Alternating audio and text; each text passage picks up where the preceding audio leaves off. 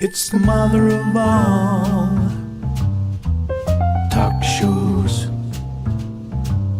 It's the mother of all talk shows. It's the mother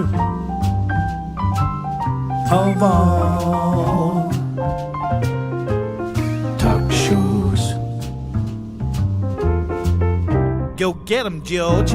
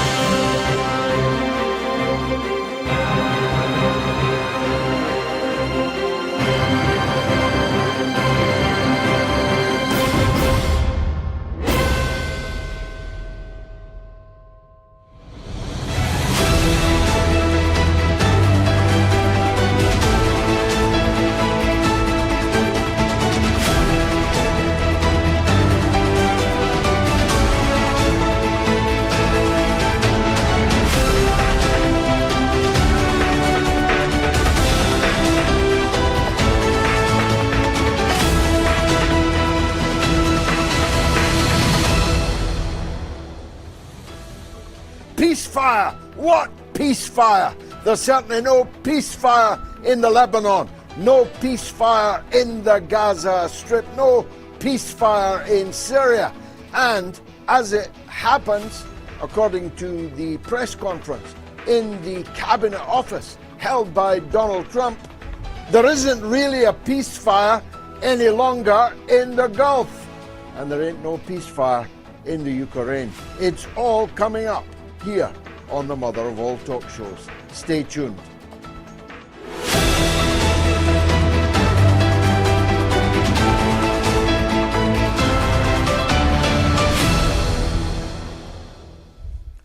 Just when you thought it was safe to get back in the water, well, some water, maybe not the Straits of Hormuz, out from the crypt, risen from the dead, came Tony Blair, a sepulchral presence in an empty, echoey room. He truly looked like Mephistopheles himself speaking from his mausoleum. He was truly demonic.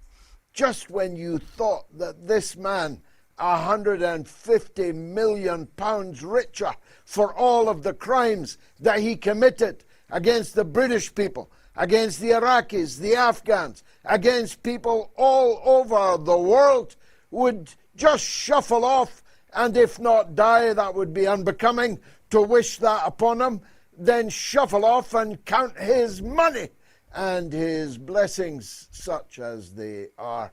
Up he comes with another set-piece interview with his diagnosis of what's wrong in Britain and the world, and his, well, prescription for how it needs to change. I watched it. I read it. Just so you wouldn't have to, so I'll cut to the chase. Britain can only be resurrected with AI, increased surveillance, and more wars. And as he advised in his premiership, the then new British ambassador to Washington, get up the arse of the White House and stay there. Well, there have been one or two problems on that front of late. I shan't dwell on them.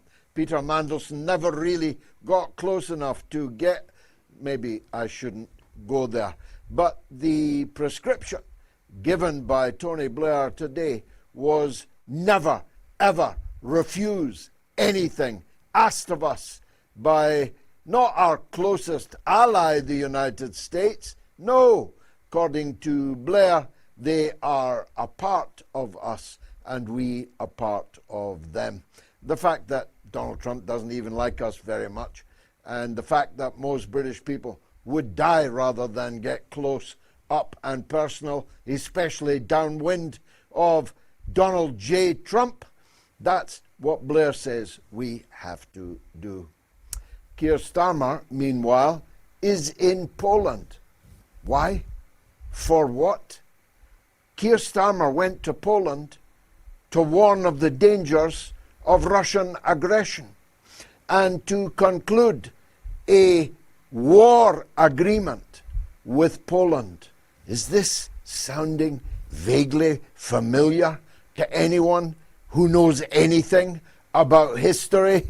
I mean, I know there's a lot of moving pieces in this, and those that were our enemies before are now our friends, and those that were our allies before are now our enemies, but we've just created today, in the form of Keir Starmer's visit and his summit with Donald Tusk, the Prime Minister of Poland, a tripwire which, if triggered, will see us involved in World War III.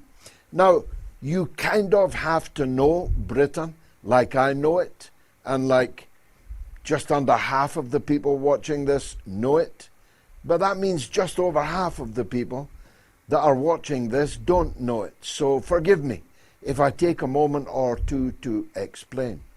Britain is a basket case, an economic, social, cultural, societal basket case.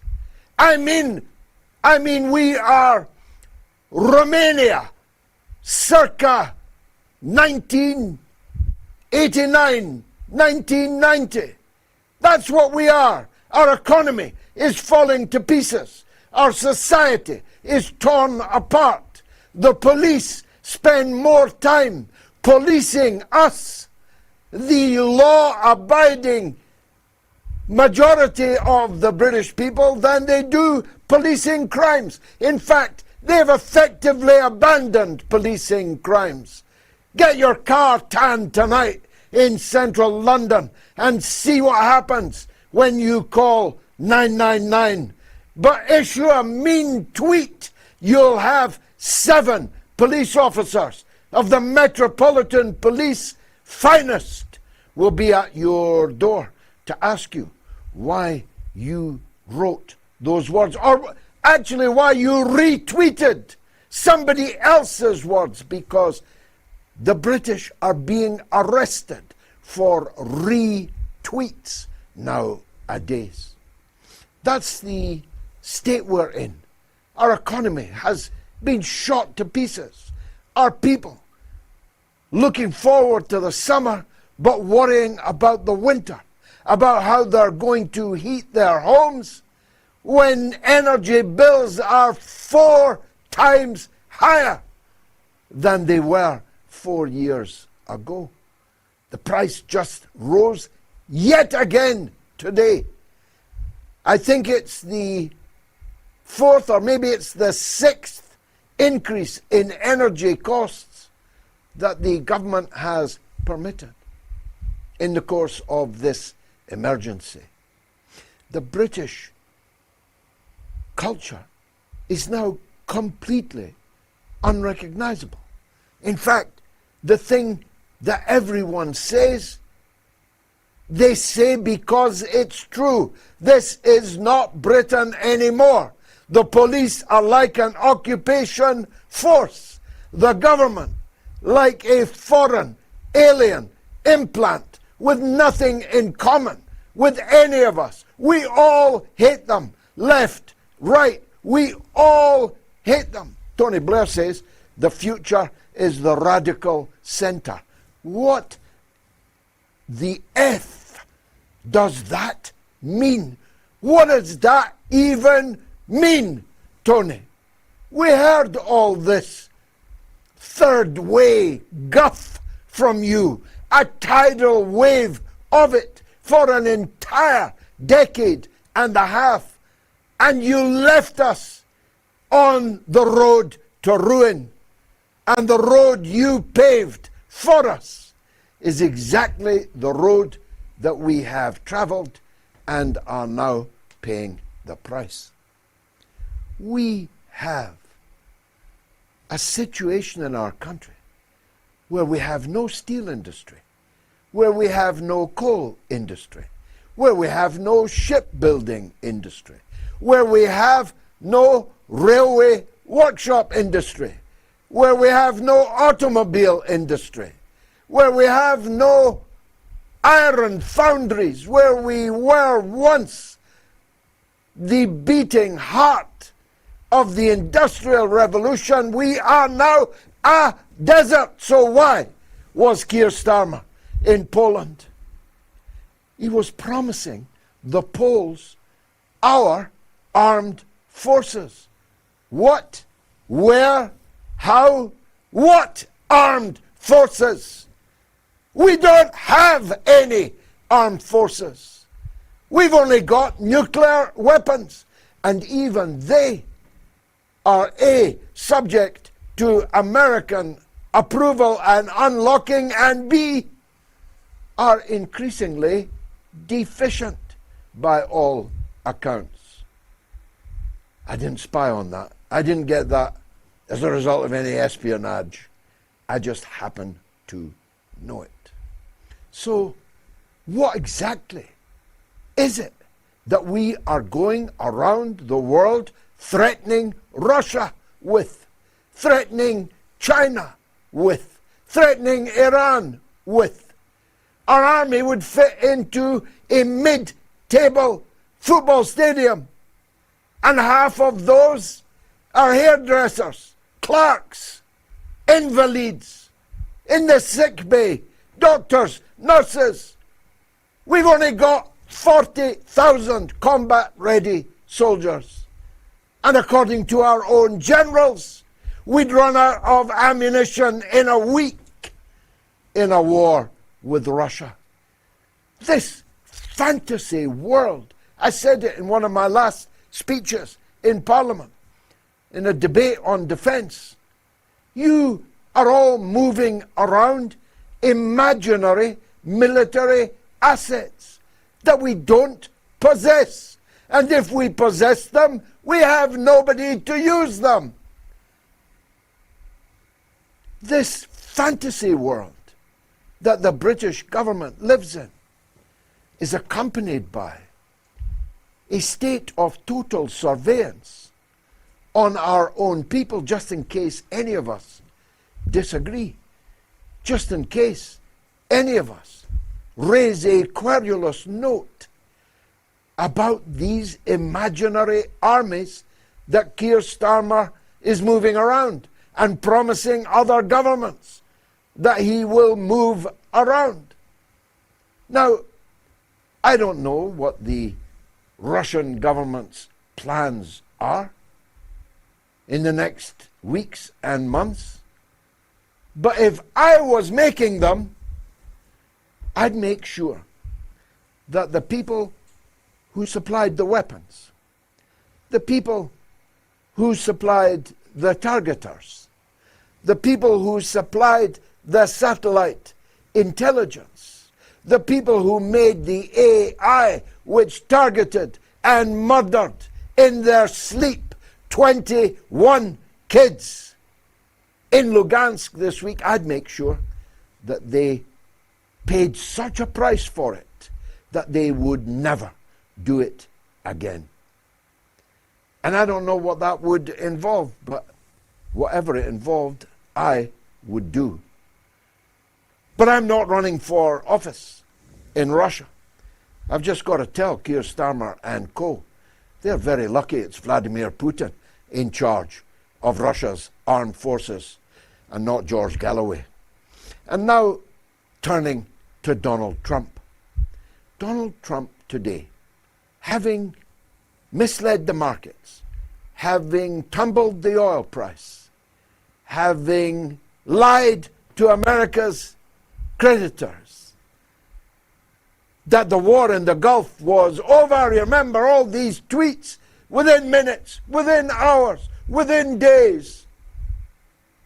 We've reached an agreement. Now he's saying, I'm going to unilaterally publish a peace agreement. But the operative word in that is agreement. If there is no agreement with the people you're at war with, it's not a peace agreement. But that's what he said today in the cabinet room he was thinking of doing. Although, being Donald Trump, there was many a contradiction in what he said. The people he's reached a unilateral peace agreement with are vicious scum. That's what he called them. Would you make an agreement with somebody who called you a vicious scum in public, on camera, in the White House, in the cabinet room? I wouldn't. Because I'd know if that's what he really thinks of us, what kind of peace agreement will that be? He says that none of Iran's money is going to be returned to it. That none sanctions are going to be lifted as a result of this peace agreement. No wonder the other side hasn't signed it. And if they don't sign it, there is no agreement. He said that the Lebanon was involved in the agreement, but now he's assured Netanyahu that Netanyahu can do anything he likes to Lebanon, to the people of Lebanon. And that's precisely what he is doing. Netanyahu is raining terror down on the heads, not of Hezbollah, not of militants, not of bases, but houses, families, entire bloodlines are being wiped out in the Lebanon. Grandfather, grandmother, mother, father, children, aunts, everybody. Thousands are being massacred in the Lebanon when there's meant to be a ceasefire, a peacefire. There's no ceasefire in Gaza. Whatever happened to that board of peace? Well, you can't expect much, because it turns out in the Financial Times this day, according to 4 sources familiar with the board of peace, it has no money at all, not a dollar. Do you remember the paraphernalia? Do you remember the hullabaloo in Sharm el-Sheikh when all these goons lined up behind Trump to be insulted? They all pledged $1 billion each, 14 of them. 14 countries pledged $1 billion each, but not a single, not one, I'm telling you, dollar is in the board of peace account. Now, Donald Trump being Donald Trump, it might be in another account, but it's sure in the board of peace account. And if it is in another account, well, the only person who knows the whereabouts of that account and what's being spent from it and on what is Donald J. Trump. So anybody that gave $1 billion to Donald Trump to use in a secret account while leaving the organization's account completely empty is an absolute fool. There's a reign of terror in Gaza.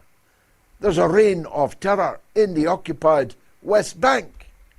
There's a reign of spittle in Jerusalem. I've just been watching a leading cleric, Christian cleric in Jerusalem describe, I'm not making this up, he called it a huge spike in incidents of spitting on Christians in Jerusalem, where once, he said, it would happen once or twice a day. Now it's happening once or twice per hour. Do you know how much spit that is? Ben Gvir, the hangman, the torturer of foreigners, never mind Palestinians, he says it's a Jewish tradition. It's not a crime at all. It's a Jewish tradition to spit on us in Jerusalem as pilgrims, as priests, as congregants. This Ben Gvir is so unhinged.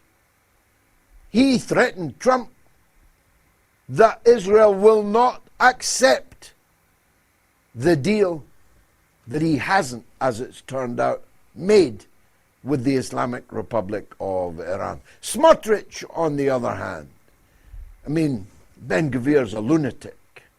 Smotrich is the Himmler of this picture. He's the cunning, calculating successor, perhaps, to Benjamin Netanyahu. And he takes the Himmler line.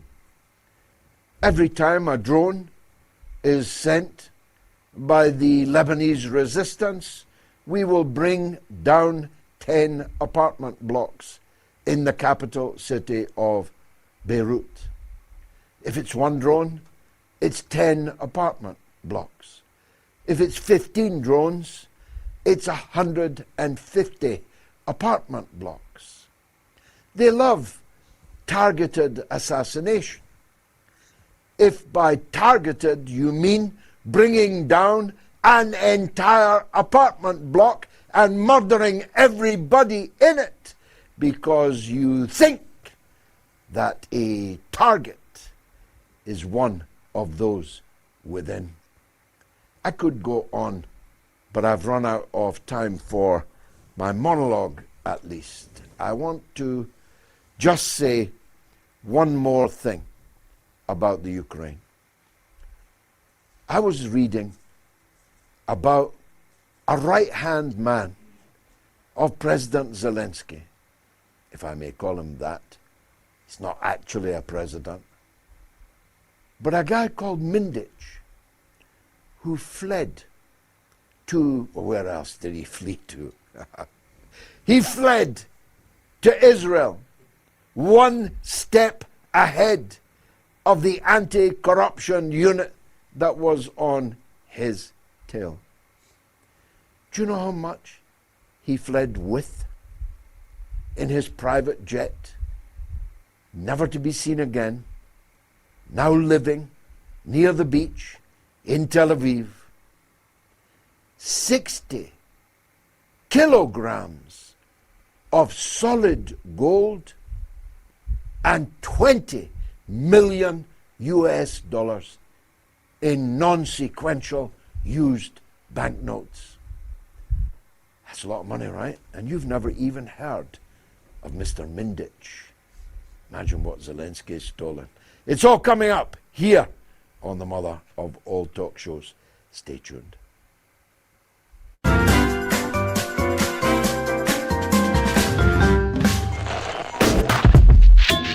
I defy anyone to contradict the point that I just made, that every person alive today was born of woman. So why would we say that the people in the labor wards, in the maternity units, are people who are giving birth? Why can't we say women? Why can't we say mothers? Why can't we say women who are breastfeeding, mothers who are breastfeeding? Why do we need to say people who are chest feeding? All of these words, and indeed all of the trend that you say you dissociate yourself from, of transgenderism, transmania, I call it, are all taking rights away from women.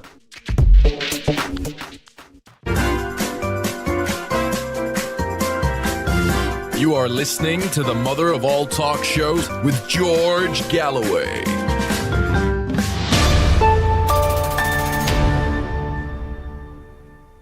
Here's the poll this evening. Is Netanyahu's Lebanon escalation intended to wreck Trump's peace plan? 25,000 people have already voted. You can answer on Telegram, t.me/George Galloway, on my X, as long as I have it, on the YouTube community poll, on the YouTube stream, and do please subscribe to my channel. I must get to 1 million subscribers. I'll tell you when I get there exactly why. And if you are one of my finest supporters, on patreon.com/George Galloway, you also have a ballot box there. So is Netanyahu's Lebanon escalation intended to wreck Trump's peace plan? Yes or no? If you want to call the show, it's toll free in the US and Canada, +1 844 944 3344. It's free of charge in Britain and Ireland, 0808 196 5522. And the worldwide number for the rest of the world is 0044203 966 2625. Laith Marouf is a legend, a hero in Canada and a hero increasingly throughout the world. He's the host of Free Palestine TV, and I'm very glad to welcome him. I think for the first time, Laith, to the mother of all talk shows. If so, a particularly warm welcome. I spoke in my monologue about the open season that there is in Lebanon and in Gaza, and indeed in the West Bank, with a sharp spike of spitting going on in Jerusalem, but a much sharper spike in killing going on in Gaza and Lebanon. So if I'm right about that, and tell me if I'm not, what was this board of peace all about? Well, first off, thank you very much, George, for having me and for that introduction. Yes, it is my first time. I'm glad to be on the show. The reason we're seeing this escalation is, on the one hand, could be ending up forcing Trump to go back to war with Iran. But the immediate reason they're doing this now is because Trump gave all this window for Israel to achieve some military victories in Lebanon in order to make up for their total loss in the war with Iran. So originally, when the ceasefire was declared between Iran and the United States, and the Zionists continued to bombard Lebanon and particularly Beirut, Iran, threatened to retaliate by attacking the Zionist colony, and the United States said that Israel will cease bombing Lebanon, and they did cease bombing Beirut. So it seems that there was a tacit agreement between the United States and Iran that they will not confront each other over the fight in Lebanon as long as the Zionists do not attack Beirut. And because Hezbollah is doing a great job in defending the south of Lebanon without the direct intervention of Iran, Iran agreed to this. So right now, we're kind of in the extra time. From now until the end of the weekend, it is going to be a window where the Israelis go on a rampage trying to achieve any military victories in order, when the ceasefire comes into effect, that they have some territory that they're holding, that they can tell their colonists that they have achieved some military victory. Unfortunate for them, of course, Hezbollah is doing a tremendous job, and they are attacking every piece of equipment or soldiers that are advancing in the south of Lebanon. And we see those military operations videos being released on a daily basis, showing the massive losses that the Israelis are feeling. So in response to those military losses, the Israelis are going on a rampage of air raids, attacking civilian infrastructure and civilian areas in the south of Lebanon and the Bekaa Valley to kind of make up for their losses with the blood of innocents. We saw right now the two major population centers in the south of the country, Sur or Tyre, the city on the sea, is now been ordered totally evacuated, including the two Palestinian refugee camps. The Israelis want to go on a rampage destroying this historic archaeological site, as well as Nabatea in the center of the south, which is the major city in the center of the south of Lebanon. And we expect tonight that the Israelis will continue bombarding those major population centers. There was 300 raids over the last 30 some hours, and some of those raids were came very dangerously close to the Qara'un dam that holds the water in the Qara'un lake. And if the dam is broken, all the villages in the Bekaa Valley, all the way to Homs city in Syria, will be massively flooded, and a mass casualty event will happen. This is the only thing that we see the Israelis trying to do, either achieve mass casualty events for civilians that they can tout as victories, or trigger a war back between Iran and the United States. I think if by Sunday there was no military victories, certain ones for Israel, and I don't expect to see any, the Israelis may commit a major massacre in Lebanon to tout Iran into retaliating and then dragging the United States into war. Well, very well explained. I've been around so long, that I remember multiple Israeli invasions of Lebanon, but they never work out well after a time, at least. And the times that we're now living in don't suggest to me that a new occupation up to the Litani River, with effectively the ethnic cleansing of all the Lebanese south of the Litani, is likely to succeed. They didn't succeed very well when the Lebanese resistance was far weaker or even non-existent. The invasions began in the 1970s, before Hezbollah existed.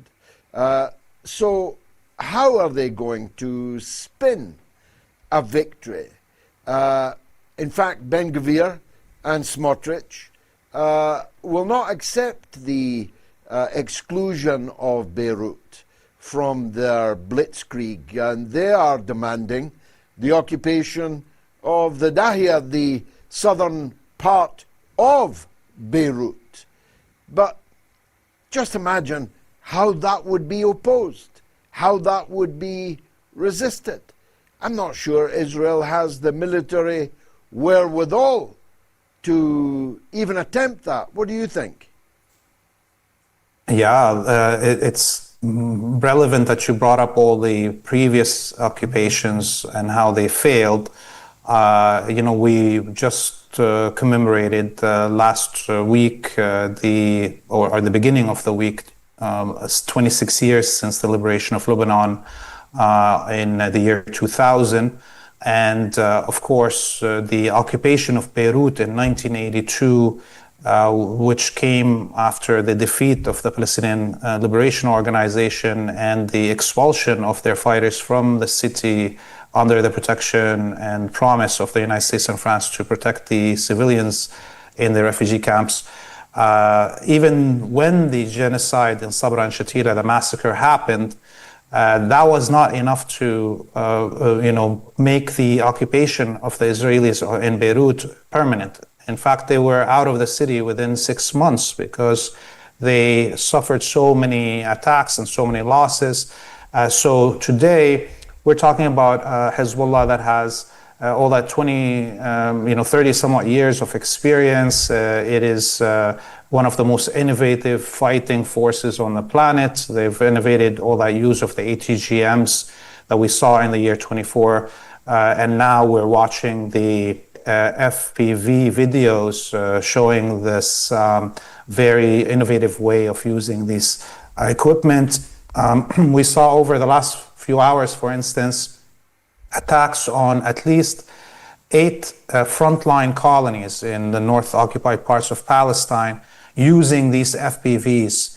So we're seeing how these FPVs are being used for long-range attacks inside occupied Palestine, chasing officers and commanders and hiding places of the invading forces, as well as attacks on the positions of the Israelis inside South Lebanon. So the Israelis, according to their own admittance, have 70,000 missing draft dodgers. Okay, these are draft dodgers that ran away from the whole colony. They're hiding somewhere in Europe or Americas or what have you. So there's shortages in men. There's shortages in equipment. We know the Israelis, according to their own admittance, again, since in June last year, the Israeli military admitted that it lost 1,000 tanks in Lebanon and in Gaza over that 2 years of battle. And originally, the Israeli military has just around 2,000 tanks. And since the beginning of the war in Lebanon over the last 2.5 months, they've lost around 400 tanks. So we're talking now they're down to around 600 tanks in their force. Add to it all the destruction of their air defenses systems, their losses in men, and the cutoff of supply of parts for their tanks. Their Merkavas are mainly assembled from other NATO member pieces, except for the armor outside the Merkava, which they're also having problems manufacturing because of the shortages of raw iron and the shipping expenses and length of time for delivery for them. So they're in a really bad military situation, as bad as the United States positionality against Iran, and this is why they're getting more and more desperate. And of course, it's killing season, as always, in Gaza. Entire apartment blocks there, those that still exist, are being tumbled. Whole families are being murdered. The reported new leader of Hamas has just been assassinated, together with his wife, his children, and most of his neighbors. This is what they mean by targeted attacks, of course. But of course, this kind of massacre, that also never succeeds. There's no shortage. There'll be another Hamas leader by this evening. It's the occupation that creates the resistance, not the other way around, isn't it? You are 100% right. Of course, any oppression garners resistance to it, and that's usually the root cause of this resistance. And as we see, you can kill leadership and kill artists and kill journalists and what have you, and the people, as long as there is a grievance for that oppression, will birth new leadership. Look at the indigenous populations in the United States today, 400 years after the beginning of their ethnic cleansing and their colonization, how they still resist and demand today their land back and what have you. So, and the Israelis themselves know that it is irrelevant to assassinate leaders in the resistance. They have a record of assassinating every Arabic and Palestinian resistance leaders and thinkers and writers since the beginning of their project, and they haven't succeeded. So the only thing that they do with these assassinations is to play some propaganda cues for their own bloodthirsty population. They cannot defeat the Palestinian people because the Palestinian people refuse to be told that they are less than. Palestinians are refusing to say that they are slaves, refusing to say that there's a chosen people. That's something that you cannot force any people to say that they are less than, right? And this is what the Israelis are demanding of the Palestinians, and therefore there will be always resistance.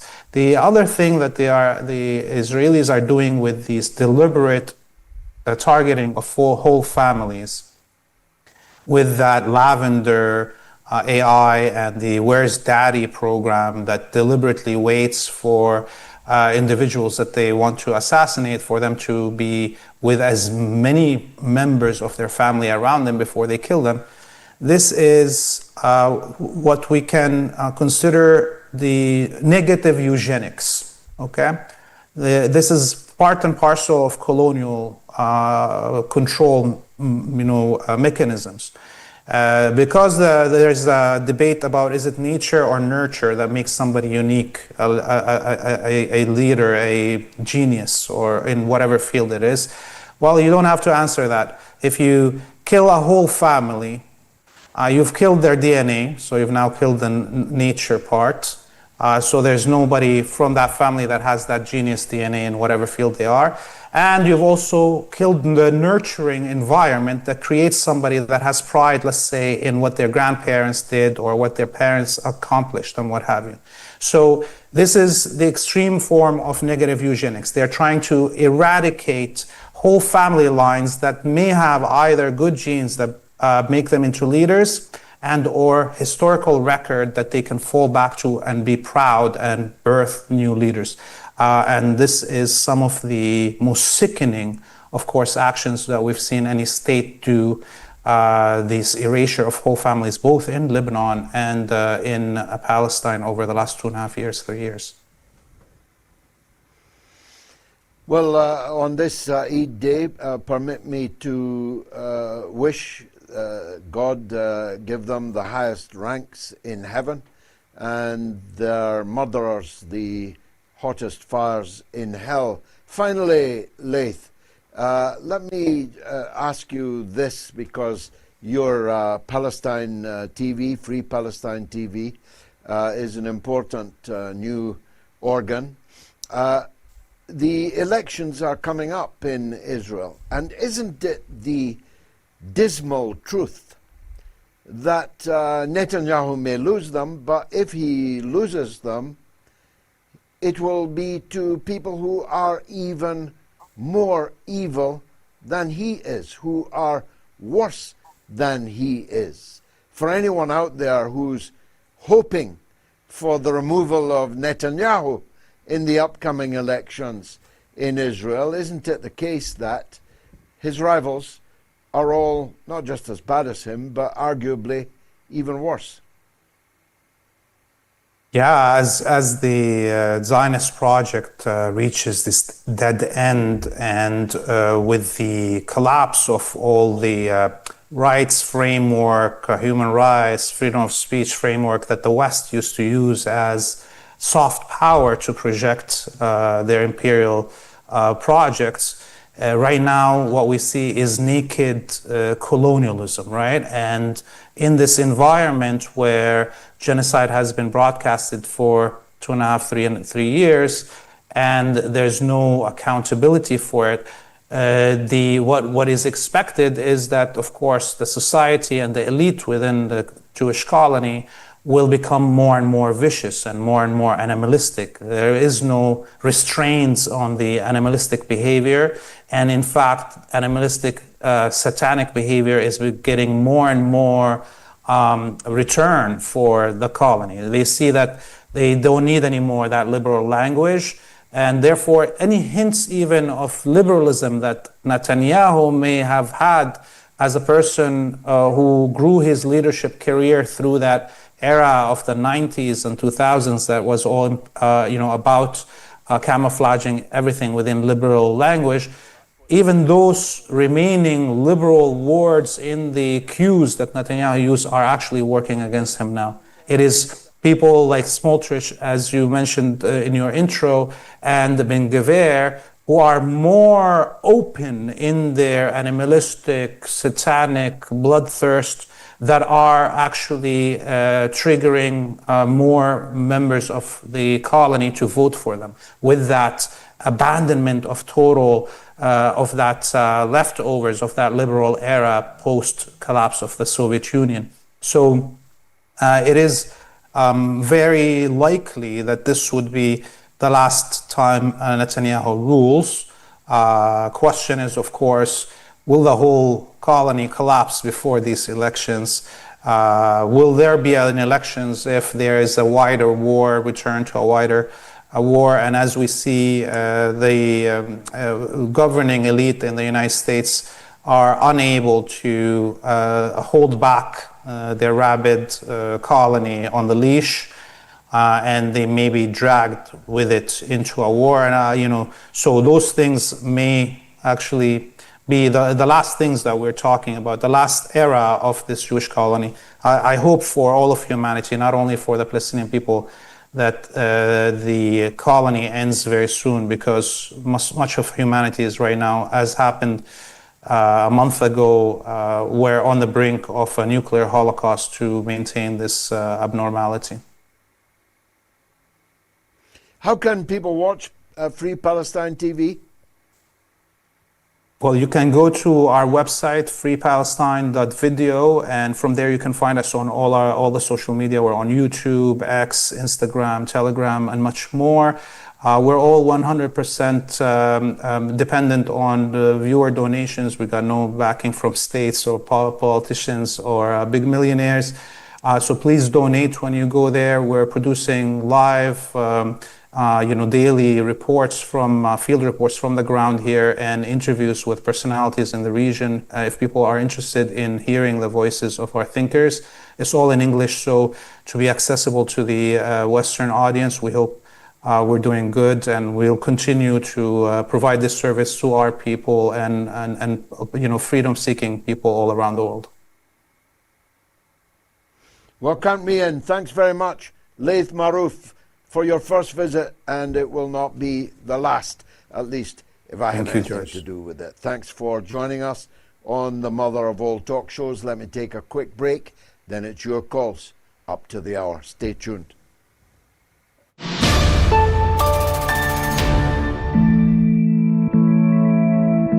The king of Saudi Arabia, King Faisal, at this time said something incredible. You can't imagine it being said nowadays by any of these Arab leaders. He said, "You are the ones who can't live without oil. Our ancestors lived on dates, and we can easily go back and live that way." Yeah, but you can't live without oil, just for completion. Now, there was a real king, a real Arab, a real Muslim, King Faisal, who quadrupled the price of oil to the Westerners who needed it, in defense of the Palestinian people, in opposition to the settler apartheid state of Israel and its land grabs. How different. You know, I've never admitted this to you, but I was actually well old enough to remember that historical fact that you have just cited. And I was, in fact, quite prominent politically at that very moment. And I wrote about it in my audiobook, Street Fighting Man, in some detail. So I'm bitterly aware of how the Arab world in 1973 has declined, as I look at the pitiful performance of the Arab leaders, who can only convene to denounce Iran for retaliating to a massive American and Israeli attack upon themselves, but couldn't lift a finger even to deliver bread to the starving Palestinians in Gaza.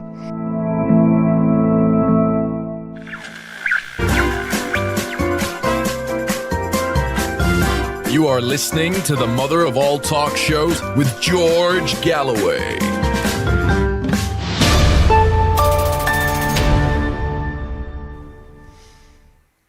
Well, let's go to England first to talk with Chris in Burton-upon-Trent about Europe and Russia. Go ahead, Chris. Welcome. What do you want to say? Thank you very much, George. I want to ask you a question, essentially. We see Keir Starmer, Mark Rutte, Kemi Badenoch the other week say that this country should prioritise bullets over welfare, which I didn't think got nearly enough coverage. And I just want to ask you, do you think that this European elite is trying to sleepwalk the UK into war with Russia by spending more on the military? It's making us all more nationalistic for whatever reason or not. And I'm just worried that this country is going to be heading into a war with Russia where they don't really know what they're fighting for. And the question I've got to ask you, George, is what can we do in this country to try and make good relations with Russia? I prefer to just buy oil and gas off Russia and maybe trade in a marketplace and see who can do better in the markets rather than fight with weapons. So, A, what can we do to make friends with Russia? What can we do to avoid a war with Russia? And finally, I just want to say that obviously I'm disgusted at what's happening in Palestine, Lebanon, and what Israel's doing against those countries. How can we side against Russia when Russia is actually one of the only countries, along with China, along with Iran, that's actually sticking up for a country against a genocide? So how can I, in Burton-on-Trent in the UK, be against Russia when they're anti-genocide? So I guess what I'm asking you, George, is what can we do to make peace? Well, that's a set of very, very good questions, ones that I ask myself and I ask of others every day. If we in the Workers' Party had the political power, we would seek membership of BRICS, Brazil, Russia, India, China, South Africa, the New World. We would seek close relations and membership with them. Rather than the ailing, failing European Union, so beloved of our whole political class that they are trying to sneak us back into it. And one of the reasons why they want to sneak us back into it is because the European Union has effectively become NATO. The Americans are less and less interested in NATO. They can't go around threatening people with America's army anymore because America's army won't be turning up. And at the same time, we have no army. This is a very important thing for people in the world to understand. So we're having to pool our armies. So there's our 40,000, half of Villa Park. There's the Dutch marching Pride Parade bands and the Rainbow Warriors. There's the pitiful armed forces of Germany. And do I need to say anything about the armed forces of France? Should the two words France and armed forces be mentioned in the same sentence? Not for somebody my age. I was talking just the other night about Pavlov's house. It took the Germans longer to try and take a house in Stalingrad and cost them more dead Nazis than it took the entire German army to sweep from the German border to the Trocadero and the Champs-Élysées in Paris. It took Hitler less time to reach Paris than it did for the German army to take Pavlov's house. And guess what? They failed to take Pavlov's house. So I don't think European NATO at this point in time is anything other than a bluff. But they are trying to call Russia's bluff, so far successfully. I mean, the naked aggression against Russia from European countries is now obvious. Drones are leaving Ukraine, touring NATO countries in the Baltics, then re-entering Russian airspace and killing old age pensioners, small children in their beds in Russia. So the provocations are not being answered. There was a very significant escalation by Russia in response to the Lugansk school dormitory, but it still was only on military and political targets, and not even the most significant of those. Now, there may be more to come, but as I keep saying, there's a celebrity or a visiting European statesman arriving in Kiev with more money for more weapons every single day. How? How, in the middle of a war in which NATO is fully participating, can that happen? How can a train still be moving into Kiev? How can the station still exist? How can the infrastructure of the Kiev increasingly goose-stepping Nazi regime still be standing? I alluded to the point earlier. The West is really lucky that Putin is their adversary. If it was me, there would be no bridge standing in Ukraine, no railway station, no railway line, no electricity station. There would be nothing standing in Ukraine for the European countries of NATO to supply these deadly weapons to. Putin warned the Western countries to withdraw their ambassadors and their diplomatic staffs from Kiev, because there will henceforth be systematic degradation of targets in the square mile in which everything is decided and ordered in Kiev. And the European Union answered, we will not be withdrawing our diplomats. They hope that that means that Russia will change its targeting to accommodate them. That's quite a big hope. As Clint Eastwood once said, as Harry Callaghan in Dirty Harry, do you feel lucky, punk? Do you feel lucky, fond of lying? Do you feel lucky, Callas? Do you feel lucky, Stubbs?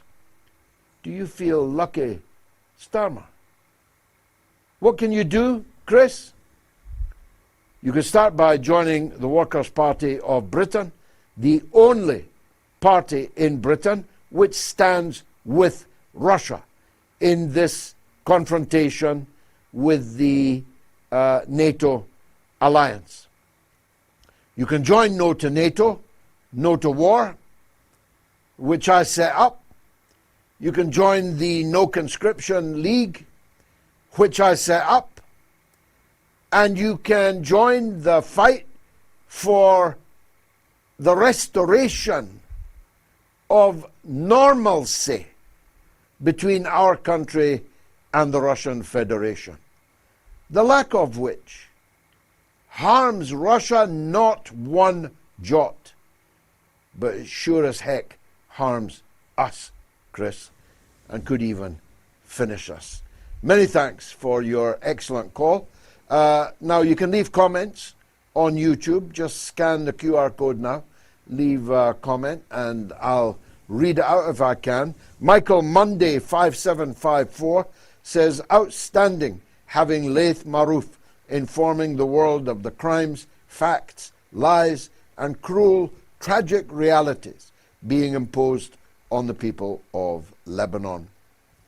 Now I need to wait for my screen to go up. Yeah, there you go. It's the legend. Erobos 111 says the occupation colony will not simply fade away, Laith. And Michael Doyle 7885 says there is no peace plan, but the kosher cowboy of Tel Aviv is following some plan to the letter. The only question is whether it's his plan or the orange narcissists. And Jack Klugman 107, great name, says board of fleece, not board of peace, the board of fleece. Excellent. And Lao Tzu 111 says Israeli spitters could cool a data center. I don't know about you, but if somebody in Jerusalem spat on me, it would be the last spit they ever expressed to anyone. And the problem is, it would probably be my last act also. But I don't know why these priests, why these pilgrims, why these congregants allow in these holy places, in the city of Jerusalem, to cough up their guts and spit at them. I mean, I know Jesus said to turn the other cheek, but not so it could take another spit. Go along, get along, 888, says Blair, the so-called Middle East peace envoy with an office in Tel Aviv. You couldn't make it up. And Joe Manchik for Congress, 6369, says, is Netanyahu's Lebanon escalation intended to wreck Trump's peace plan? Yes, and he's already accomplished that. But is there really a peace plan? Can we believe anything coming out of Trump? No. Let's go to the great city of Liverpool, where Kenny wants to talk about somebody called Andy Burnham. I'll explain who he is later. Kenny, welcome. Hi, George, my endeavours, and let me give my endeavours, and my personal majesticness to your team who take the calls, I am a Patreon donor. Thank you. And I Thank you, Ken. Yeah, no, that is you're relevant in my house, in my community. Yeah, I'm from Liverpool. Spent a lot of time in London. That's why I've got a funny accent. Yeah, but I can do that. But yeah, Bernard, what we have is, and I've got to come back on great powwow with the guy you just had there. Excellent call. Yeah, and I'm glad to give you enough information for you to come back on him. I think that's what these calls should be about. Yeah. They should be about more to do with, listen, you know, what am I missing here? Yeah. You know, how am I getting life wrong? Yeah. Rather than we look at life and go, well, this must be right, because the people who are telling us it's right, we're suffering from cognitive dissonance. And if you spat at me, you'd get the cantonar. Yeah. You'd get a drop kick, mate. Yeah. Exactly, yeah. There exactly, we go. That'd be it. And a hero man cantonar. Not many footballers have worn a Palestine shirt, George. Yeah. You know, but I can't see it. To this day. Yeah. He was 60 yesterday, by the way. Ah, good. And he still looks well. He looks like he can. Old yesterday. He can have a game in midfield. Yeah. But you know, the harder in that past country. At the early part of the season. Yeah. At the early part of the season, I'd have bit your hand off for Cantona to come back, even at 60. Anyway, go ahead, Kenny. Yeah, no, listen, quid pro quo on that one. But yeah, Burnham, we have Burnham admitting to what? He opposed Russia's invasion of Crimea 214. Yeah, that's fine. Yeah. He then said Russia can't have the World Cup. He then said that he supports Ukraine And then somehow he's got it in his head, like all Europe have got in the head, George. And this is my main question for you. Why has all Europe got on their head? And I know the English don't like the Russians. We could listen. We need a proper powwow for that, yeah. But why is it the European Union think the Russians want something from us, George? Yeah. Well, look, Kenny, as you say, we need a proper powwow for each of those components of your wonderful phone call.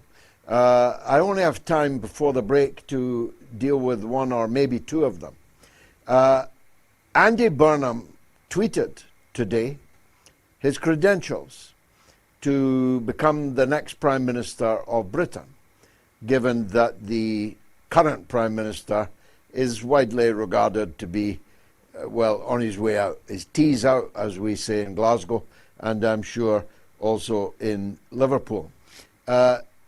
Burnham's case is that in 2014, when the NATO coup overthrew the elected government of Ukraine, sent the elected president scrambling for his life, burned the parliament building, forced the MPs at gunpoint to illegitimize and illegalize the Russian language spoken by fully a third of the population of the country, including most of the members of the parliament and government, including Zelensky, of course.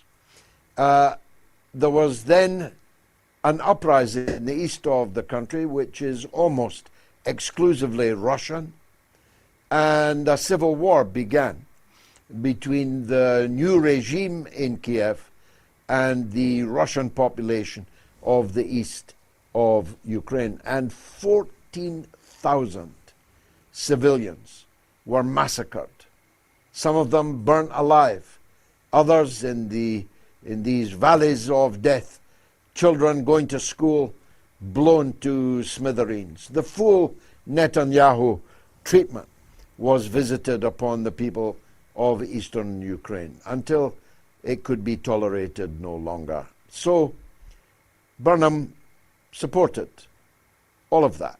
He told us today on Twitter.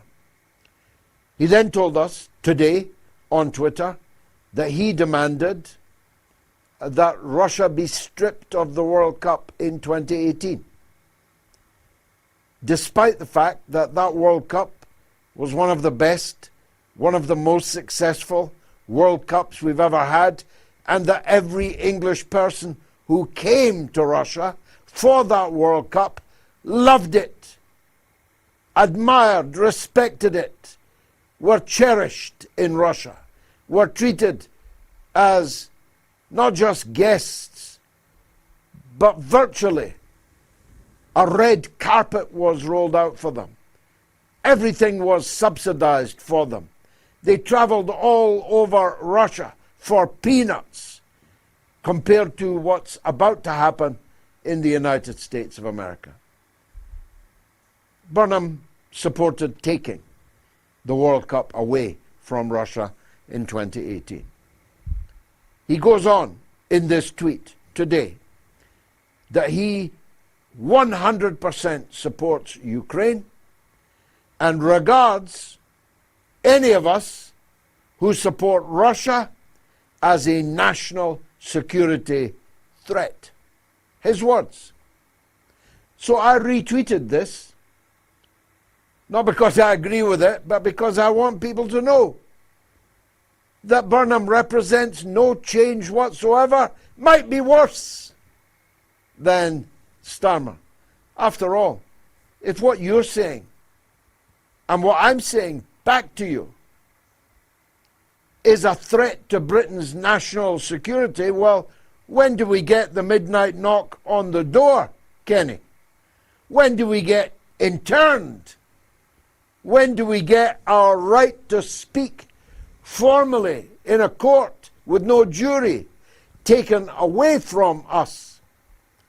Because that's the meaning. I mean, if my views are really a threat to national security, how can I imagine that they intend to allow me to continue to express them?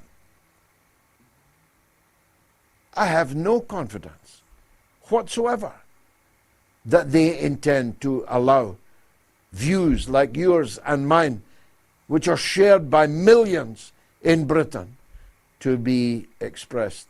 That's why I'm having to express them from the safety of overseas, because I don't trust Keir Starmer, Shabana Mahmood, or Andy Burnham. And I think you're with me on that. Now, as always, a big thanks to those who have donated already tonight. The top Moat supporters through Moat.tv website are Carl Foreman, Michael Murray, Bolanel, Bolanle, Jerome McNichol, and Mika Franke, Franquet. My apologies, Mika, if I have mispronounced your name, but I am sincere in thanking you from the bottom of my heart for your generosity. So please visit moats.tv, click on the Donate Now button, and give what you can to keep this show twice a week and independent, speaking for you, speaking to you, speaking the truth that you will never find on the mainstream media. Let me take a quick break, because coming up next is the one, is the only, the majestic, magnificent Scott Ritter. Stay tuned.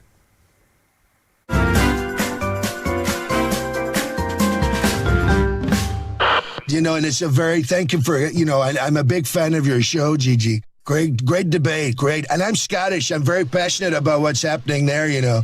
I had a great mom. She was Scottish, Mary McLeod. She taught me well.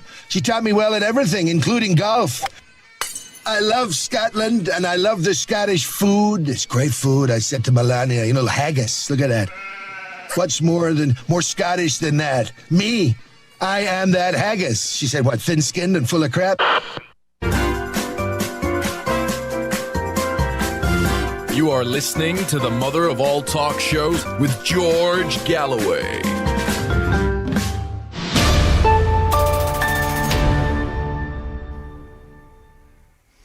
Well, that was Donald Trump just talking to you, thin-skinned, full of crap. Boy, did he turn out to be both of those things.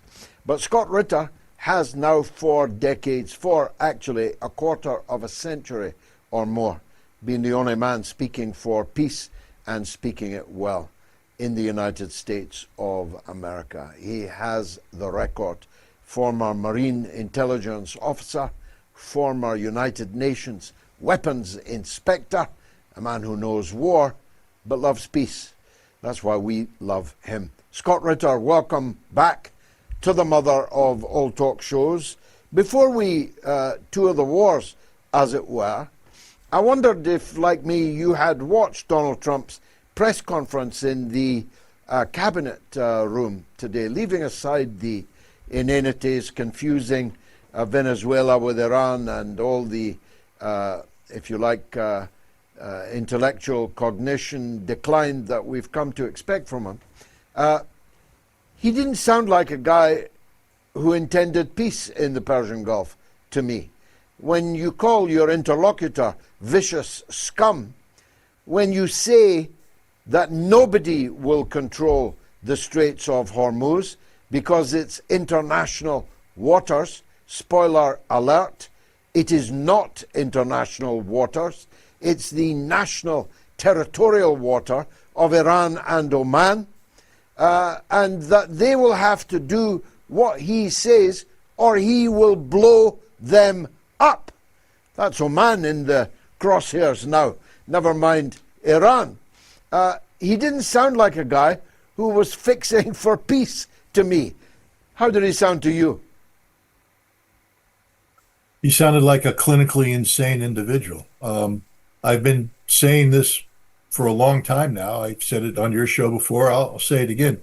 Donald Trump is a narcissist. He suffers from narcissistic personality disorder of the most malignant variety.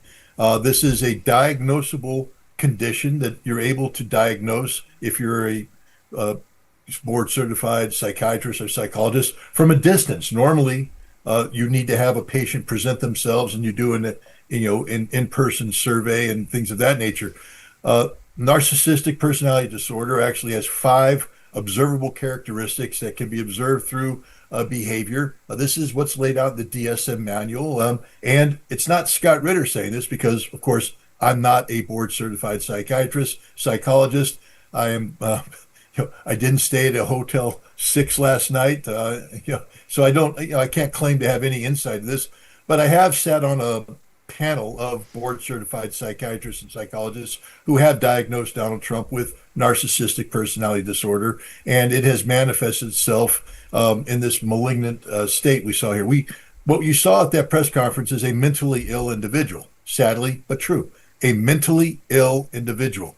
This is exactly what the 25th Amendment was created for, where cabinet members, the vice president, need to come together and remove this mentally ill individual from power. This is a man who lacks any rationality. It's difficult to get angry with him anymore because he's mentally ill. It was like trying to get mad at Joe Biden when his Alzheimer's had kicked in. He was mentally deficient. You can't get angry at a person who is legally not accountable for their actions. Understand that Donald Trump, if he went to trial in America for a crime, could literally be let off from the crime by pleading insanity because he is clinically insane. And this is what we saw at this press conference, a clinically insane individual opining on issues in a manner that makes no sense. But the good news is, if you're upset with Donald Trump said at that press conference, give him 6 hours, he'll say something completely different, because that's what clinically insane people do. They're all over the place. The schizophrenia that resides in the mind of this malignant narcissist means that he can't be consistent on anything. What he can be consistent on is just not knowing the facts, not knowing reality. And again, to make a statement like he did about the Strait of Hormuz shows total detachment from reality, because it's not only factually incorrect, but the idea that Donald Trump, as the president of the United States, who lost the war with Iran, is now going to lord over the Strait of Hormuz in some sort of grand oversight capacity means he is totally detached from the real world. Now, far from removing him, the cabinet members sitting next to him were encouraging him. The lunatic Hegseth and the far from lunatic Rubio, who definitely hopes to succeed him, they were feeding off his fantasies. They were feeding in to his mania. He's really surrounded himself with some very rum individuals, and that's just at the very top. You go a little bit lower, you find Howard Lutnick, about whom perhaps more later. The cabinet seem fully on board.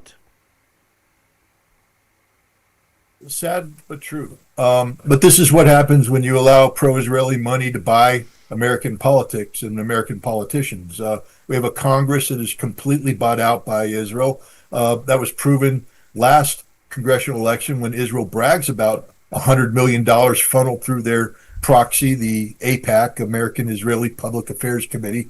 $100 million funneled in for the stated purpose of buying Congress, the best Congress money can buy. And we've seen that this has manifested itself in the current race. Thomas Massie, $30 million plus spent by pro-Israeli lobbies to buy a congressional seat. And $200 million of Miriam Adelson's money bought Marco Rubio, little Marco, and made him Secretary of State / National Security Advisor. Similar monies, went to getting Pete Hegseth, Scott Bessent, and other, Zionist crazies to surround this president. This is a cabinet built to be sycophantic, to say yes to the crazy ideas of this president.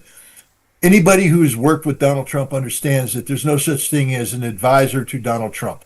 Donald Trump can't be advised. Even when he was capable of rational thought, He cannot be advised. Donald Trump functions as a cult of personality. We live in the world of Donald Trump. Everything is about Donald Trump. And again, people, I'm not making this up. This man erected a golden idol to himself in Mar-a-Lago, brought in religious figures to pray to God, praising him, not understanding if you read the Bible, this is what got the Hebrews in bad standing with the Lord God Almighty, to raise golden idols and pray to them. They were smote, smitten, turned into salt, whatever. Hopefully, Donald Trump might suffer the same biblical malady. I don't know. But the point, poor Melania, imagine her turning into a pillar of salt, looking back over her shoulders at what has happened. But the point is, this is not a well man. This is an insane man who will take advice from nobody. So these people sitting there, what does a sycophant do when confronted with the insanity? They kiss even more, you know what. They lick even more boots. Their noses get browner. And that's what we saw here. These aren't statesmen on display. Marco Rubio is not a statesman. Marco Rubio is actually guaranteeing he will never be president of the United States because of this horrific behavior. He's little Marco, and it's been proven. Pete Hegseth is just another insane individual, clinically insane, or he could be found innocent by means of intoxication. Who knows what he's doing behind the scenes, but it's not rational how he's behaving. This is a national embarrassment. Indeed, it's an international embarrassment. The United States of America is supposed to be a superpower, a great nation. We have a great people, but look what these great people have put in power today because we've allowed ourselves to be bought out by Israeli money. And this is literally the manifestation of what happens when you allow this malignant group called Zionists to hijack your society. America is a byproduct of the malignancy, the parasitism of this little state called Israel. So I was going to ask you, is there a peace deal with Iran or not? Is there going to be a new war with Iran or not? But I guess based on what you've said, we can't know that. We won't know that until one of two things happen. Either the American Armada withdraws or it starts firing. We're certainly not going to know based on anything that Donald Trump says, are we? No, I will say this. There will not be a peace deal. There cannot be a peace deal.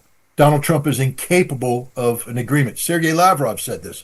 America is agreement incapable, and the Trump administration especially. This is a narcissist. An agreement implies an agreement between nation states. It implies mutually acceptable and beneficial terms that both parties agree to adhere to. Donald Trump cannot adhere to anything because Donald Trump cannot accept a mutually beneficial agreement because he lives in a zero-sum world where anything that's beneficial to others is not to his benefit. That maximum benefit must accrue to him and him alone. He must be the only one who benefits. Therefore, there will be no agreement because he will never agree to an agreement. He may agree to temporary situational things such as allowing oil to flow out of the Strait of Hormuz, which he has to do in order to stay alive.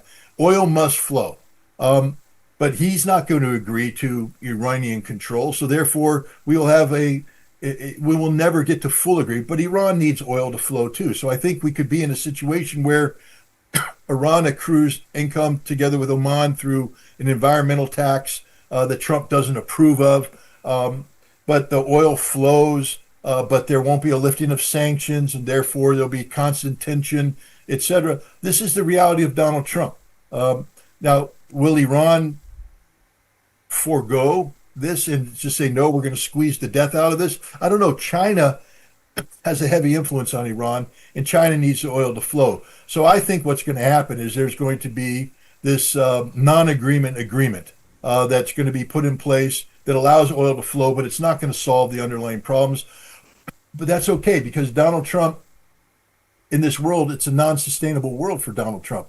We can't keep our military deployed in this fashion. We're running out of money.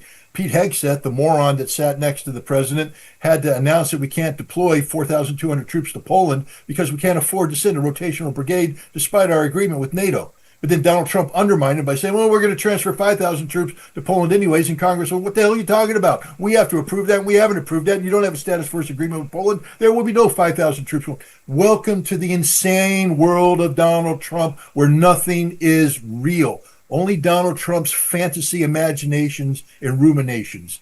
This is what we're going to experience for the next 2 years. Just the lunatic ramblings of a clinically insane individual surrounded by sycophants who don't have the courage to stand up and tell him no. I was just thinking about Melania as a pillar of salt and Trump's history of Sodom and Gomorrah. It is a wonderful scene that you have laid out in front of us, and it deserves to be mined more fully. I'll turn my mind to that. But I need to ask you about the situation in the NATO-Ukraine war. I said earlier to a caller that if you put all of the European arm of NATO together in its military prowess, absent French and British nuclear weapons, which they definitely have, and if they were to be allowed, in the British case, to be used, they would cause real devastation, but that would be the end of Britain, literally the end of every person in Britain as the retaliation came in. It would be the end of every person in France. But short of nuclear, the European arm of NATO, I mean, doesn't have a pot to piss in. It doesn't add up to a row of beans. So why are they gambling that they can participate in mass murder of civilians in Russia, but Russia will not hit them back? I mean, what is it that makes them feel so secure about that, Scott?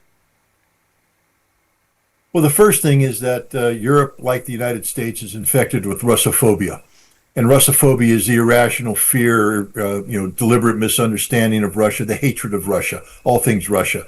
And so they're incapable of rational thinking when it comes to Russia. You and I have been to Russia. We know the reality of Russia. And we know that everything Europe says about Russia is just a straight up falsehood. But to the average European, they don't know that. They're only cognizant of what they experience. What they experience is Russia through the lens of people who hate Russia, who are in the business of, selling hatred about Russia. And so you have a European audience that's, receptive to, misinformation. And so what happens is they're told that Russia is the enemy and that we must prepare for war against Russia. Now, you and I know that that's not something that's going to end up well for Europe. But now we take it up to the next level. We have politicians whose whole continued existence, because, George, you're a politician, I don't mean to pick on you, but you understand when you get elected, it's very important that you get reelected, and that you spend a lot of time and effort campaigning to be reelected. And so, you were a man of integrity, a man of principle, which is why you're no longer in Parliament, because there are certain compromises you wouldn't make, and you paid the political price. But most politicians aren't you. I wish they were. God, if we had a world of George Galloways, what a wonderful world it would be. But, most politicians, once they get elected, will do anything to stay elected. And they will sell their souls. They will sell their family. They will sell everything, all of their integrity to stay in office. Europe is populated by a political and economic elite that have built on a bodyguard of lies about Russia a foundation upon which they are projecting their political viability and sustainability. They must hate Russia to stay relevant. They can't reverse course. They can't do the right thing, because to do the right thing would expose the fallacies of their entire being. So they will continue to push that Russia is bad, Russia is evil, Russia is bad, Russia is evil. Now we layer on top of this a more nefarious class, British intelligence. The British intelligence is very good at some things. And one of the things they're very good at is information warfare, psychological operations. And Britain is running, the MI6 is running a very sophisticated psychological operation against Russia right now, because that's the only hope they have. The only hope they have is that Russia collapses from within, similar to what happened in the Soviet Union when, when perestroika and glasnost didn't live up to the expectations, and you had, emptiness, collapse, etc. They're hoping to get a replay of that. They're hoping to create a situation where Vladimir Putin's government collapses from within. In order to do that, you have to resonate a certain mindset, a certain thinking. And this is why it's frustrating for you and I to hear all the time about how Ukraine's winning, how Russia's bad, how Putin's bad, this. But the problem is if you keep saying it over and over again, it does resonate, it echoes. It echoes off into the minds of certain people in Russia who start to believe in the impotence of Vladimir Putin, in the impotence of Russia, the weakness of Russia, that Russia can't win. And this is the only chance Europe has of winning, is that for Russia to collapse from within. But in order for Russia to collapse from within, they have to maintain this outside posture of being a willingness to go to war. Because why would the Russian people be concerned about the impotence of their leadership if there was no threat from Europe? Europe must manifest itself in a threatening way so that the people look at the seemingly failures in Ukraine and they project that and say, my God, if we fail in Ukraine, Europe's going to get us, we're in trouble. The problem is the British intelligence services are insane, like Donald Trump. And they live in a fantasy world in which reality isn't reflected. And they're about to learn the hard way. You see, Vladimir Putin's not weak. The war that he's been running in Ukraine has been a masterful exercise of not just military art, but economic art and political art, brought together by a true grandmaster of the world situation. He has avoided escalation because he didn't need to escalate, because he was winning economically, winning politically, winning on the battlefield, and left to his own devices, he could avoid the escalation trap. But the problem is now we have a situation where they changed the game. There's a big drone campaign run by the British, by the way, that's been going, remember Operation Spiderweb and so forth. It's been going on for some time now. The British are empowering the Ukrainians to begin a massive drone offensive that's going to begin in June, the month of June. Zelensky's already announced it. And this drone offensive isn't going to cripple Russia militarily or economically. The whole purpose of this drone offensive is to cripple Russia politically by injecting uncertainty in the Russian population. They would have gotten away with this. They would have gotten away with this, but they keep pushing red lines. And a red line they pushed, of course, was the attack on the Starmer Teachers College. The murder of these 21 students in their sleep was the straw that broke the camel's back. The Russian population has said no more. And Vladimir Putin can't ignore this reality. Vladimir Putin is not a dictator. Vladimir Putin is a very strong leader, a very centralized leader, but is a leader who is responsive to the needs, wants, and desires of the people of Russia. And the people of Russia now have said, this cannot stand. And so we are going to see Russia change the game. It's no longer about balancing, a delicate balance, the grandmaster balance of economic, political, and military. This is about the erasure of Ukraine. Ukraine will be erased. The Russians have made it quite clear, from the Duma to the Ministry of Defense to the Foreign Ministry, that there will be a systemic and sustained aggression against Ukraine to eliminate decision-making centers and defense industry, until which time Ukraine changes its posture, which means it unconditionally accepts the terms of surrender dictated by Russia. This is the only option. There is no more negotiation path. There is nothing. The war is over. It's just a matter of how long it takes Ukraine to die. And in doing this, in erasing Ukraine, Russia is also sending the signal to Europe, there but for the grace of God go you. If this is why there was an emergency meeting in the Baltics about drones. It wasn't, they say posture. We all know the Europeans posture. They went to one to posture. But what they're really saying is we have to shut down the Baltic drone corridor because we can't allow Zelensky to use these drones to attack St. Petersburg next week, where the St. Petersburg International Economic Forum is taking place. If you think the Russians are going to let Ukraine attack the St. Petersburg International Economic Forum without consequence, you're high. And if you think a Baltic state facilitates that attack, you're dead. So this is the reality. And if you're going to attack Latvia, which Russia is prepared to do, then you're going to attack Lithuania, which has also made ridiculous statements about Kaliningrad. If you're going to attack Lithuania, you're going to attack Poland. If you're going to attack Poland, you're going to attack England. If you're going to attack England, you're going to attack Germany. Russia's ready to attack everybody. And Europe's not ready for this. This is the reality of the game that's being played right now. Europe just doesn't realize it. Someday soon they will realize it. I mean, how long Russia allows Great Britain to play stupid games such as we're going to sanction the hell out of Russian oil, but not yet, because we need aviation fuel to keep British airs in operation throughout the summer. And all of Europe's playing that game. Air France will run out of aviation fuel. Lufthansa's already canceled 20,000 flights. Russia has so many more cards than anybody possibly knows. But the bottom line is that Vladimir Putin's not playing the escalation management game anymore.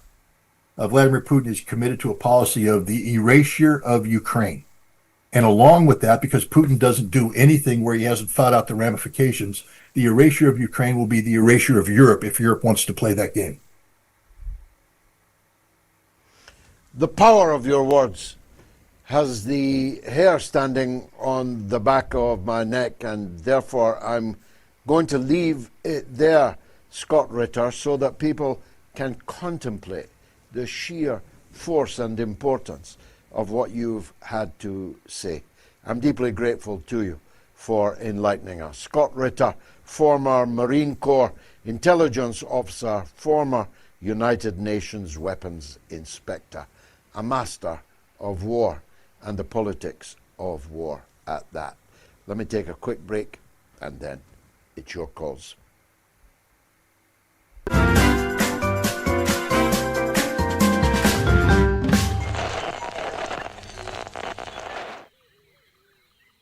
The airwaves.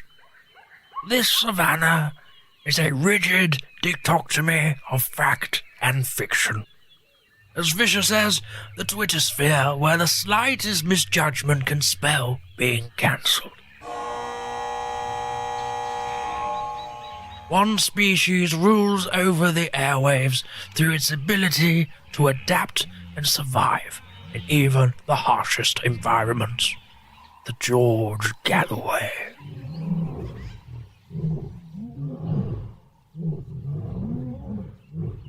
The top cat in these parts, it is mostly active on Sunday evenings in Britain and mid-afternoon in the United States.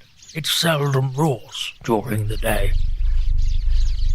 Most notable for its wide variety of headdress, it protects these parts from the mainstream media. You can catch this fine specimen on the mother of all talk shows. Don't pick a fight with it. They've been known to bite back.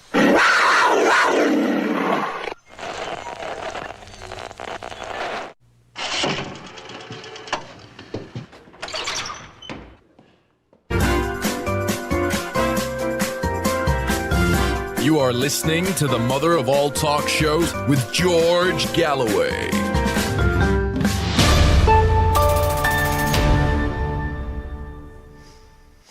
Six minutes left to vote on the poll. Is Netanyahu's Lebanon escalation intended to wreck Trump's peace plan?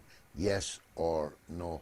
30,000 people nearly have cast their vote already. You can vote now on Telegram, t.me/George Galloway, on my X, on the YouTube community poll, on the YouTube stream, or on patreon.com/George Galloway. Let's go down under, where Mike in Australia wants to talk about money and politics. A vexed question, a vexed nexus, I was going to say. Go ahead, Mike. It is a vexed nexus, and thank you, George, for having me on your Moats broadcast. I very much appreciate it. Been following you for a while, and I'd like to also thank you for your courage and your tenacity in the world we live in today. Mate, I'm following some notes here, so if you can just bear with me. Can you hear me okay? Yeah, very clear. Go ahead. Oh, good. Okay. George, we could possibly have some extra commonalities other than being both 71 years of age. My father, your grandfather, as I understand it, was we're both Irish, and they both served in with the British in World War II. Both were with Montgomery. Both went up through with the Royal Army Medical Corps through North Africa, Sicily, and Monte Cassino. I'd love you to look into it. Wow. My father was a frontline doctor, and he operated with all the stretcher bearers. They did a bit of heavy lifting in Sicily when they arrived in Sicily under German artillery, stretcher bearers, and my father recovering wounded and tending to them out under the artillery fire. So quite a lot to be proud of there, George. Heavy really, lifting indeed. Heavy, absolutely. Look, I'll get to the point. My request is that you could give me your view on a wider angle sort of picture. I have a belief in what I describe as the stateless moneyed interests, which is a clique that's been around for a long time. They live in the shadows. They control world finances. You're aware of all this. I'm not saying anything new here.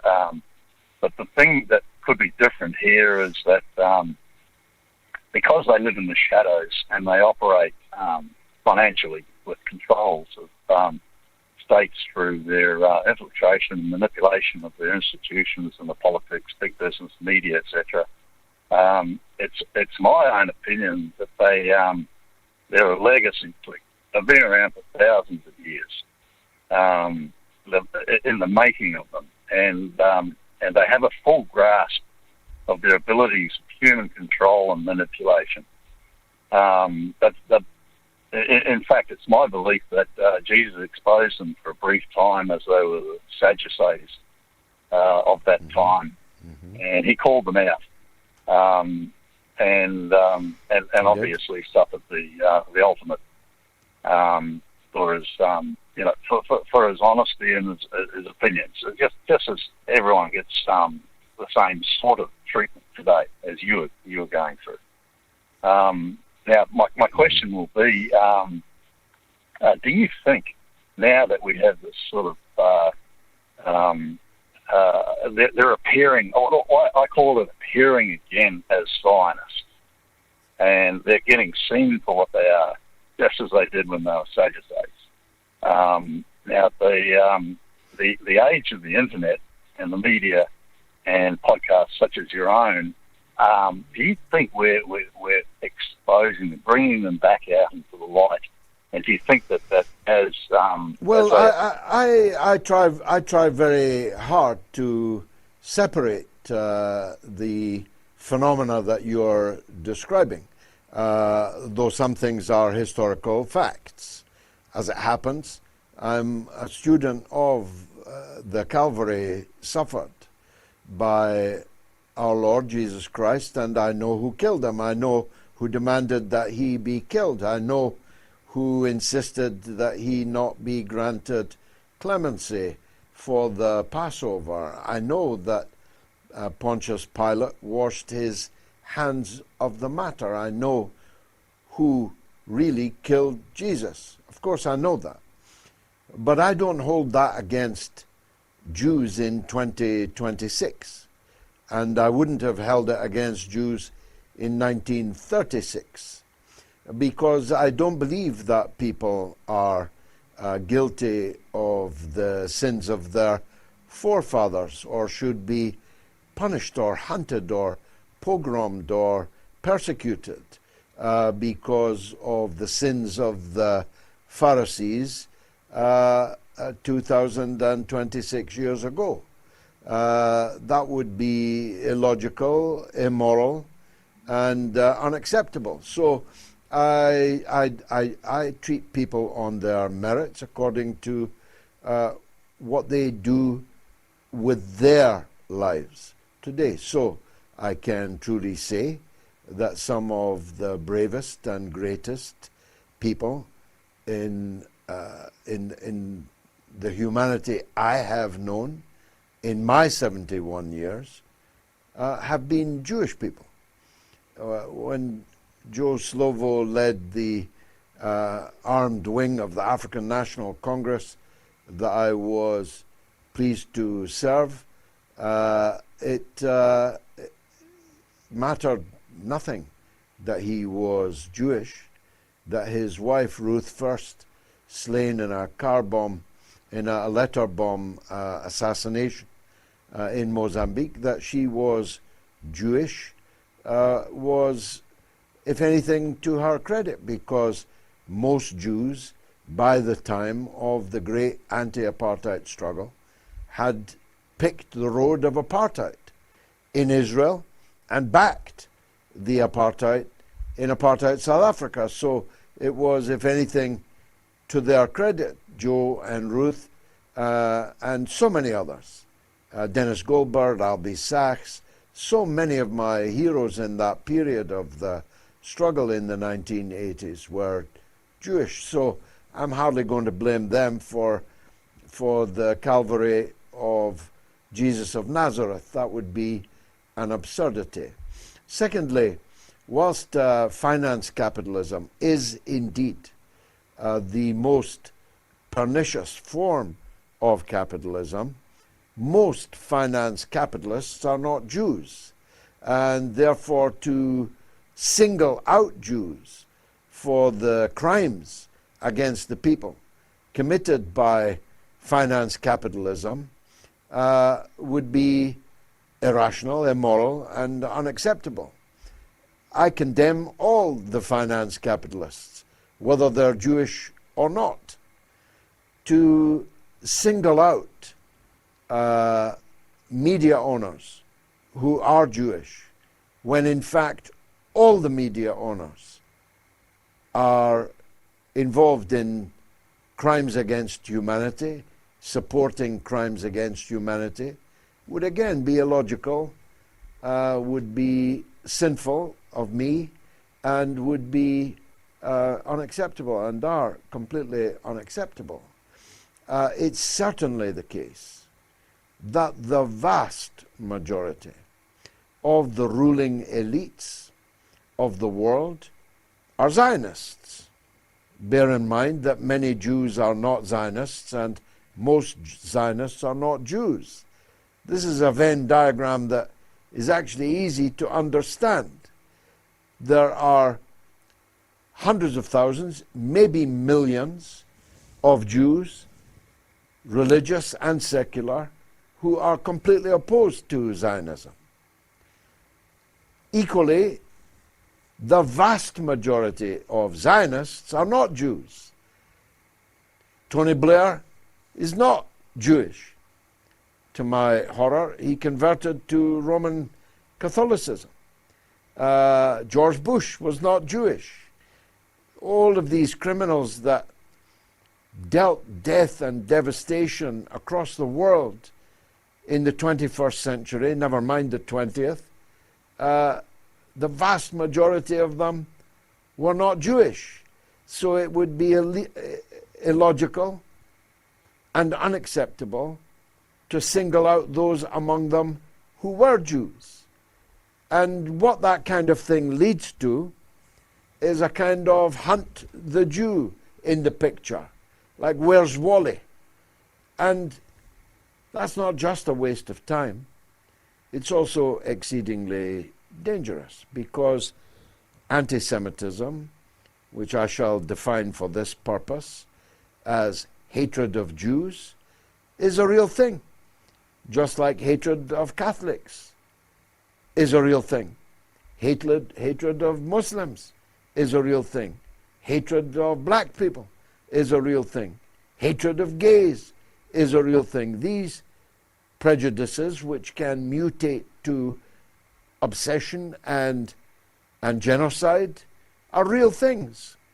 And so we must conduct ourselves and our argumentation carefully, so as not to unwittingly assist those who would divide us on a confessional, on a racial, or any other basis. I have a simple view of life, Mike. I'm with the workers. The vast majority of people in the world are the working class, who work the hardest but are the least provided.